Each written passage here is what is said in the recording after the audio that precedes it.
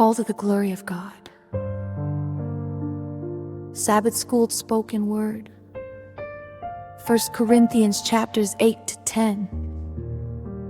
When good things become God's, don't forget to subscribe to support our channel. Imagine a king returns to his palace after a long journey. The guards stand at attention, the royal banners wave in the wind. Everything looks exactly as he left it, until he enters the throne room. His crown is still there, his scepter is still there, but someone else is sitting on his throne. No battle, no rebellion, no broken doors, just a quiet replacement. And perhaps that's exactly how idolatry begins.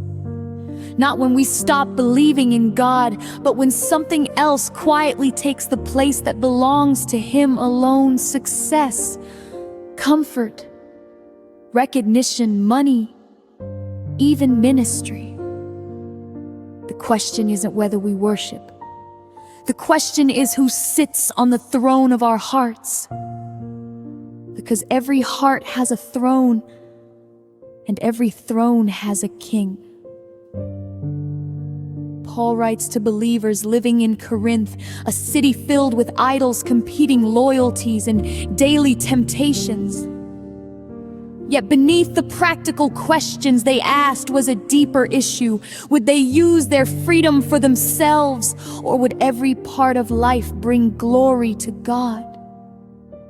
Then Paul gives us one sentence that becomes the heartbeat of this entire lesson. Therefore, whether you eat or drink or whatever you do all to the glory of God.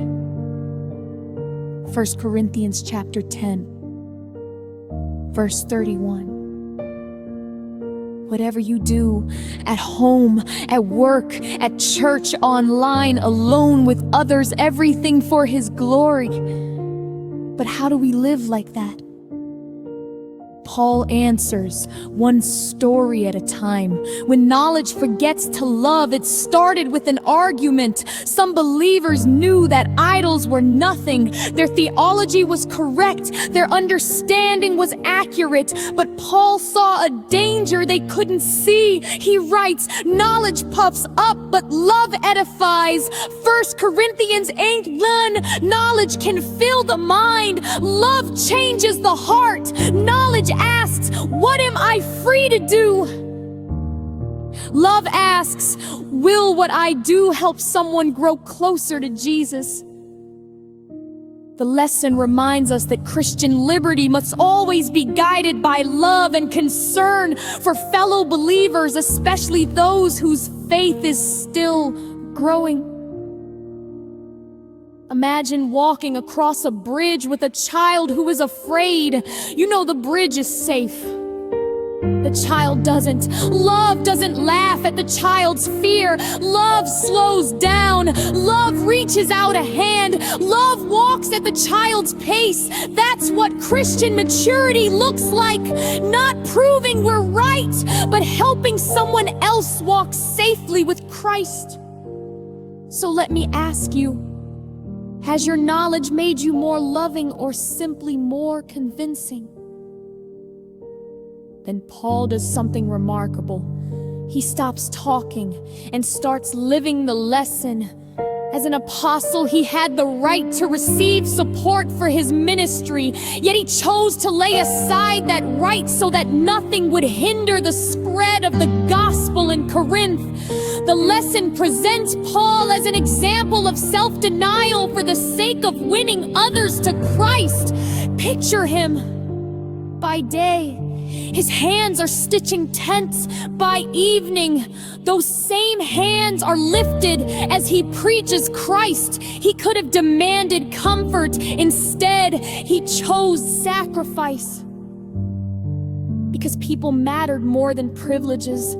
Paul understood something our world often forgets. Real freedom isn't doing whatever we want. Real freedom is choosing what glorifies God and blesses others. Isn't that exactly what Jesus did?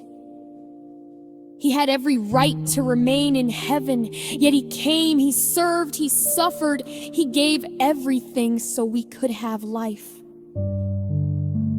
Don't Peter's story. Then Paul turns our attention to another generation, Israel, a people who watched the Red Sea open, who ate bread from heaven, who drank water from a rock, who walked beneath a cloud by day and a pillar of fire by night. They experienced God's miracles. Yet many still turned away from him. Paul says these things were written as examples and warnings for us, so that we would not repeat their mistakes. Why? Because miracles alone cannot keep a heart surrendered. Every generation must choose who will sit on the throne. Then Paul gives one of the Bible's most important promises.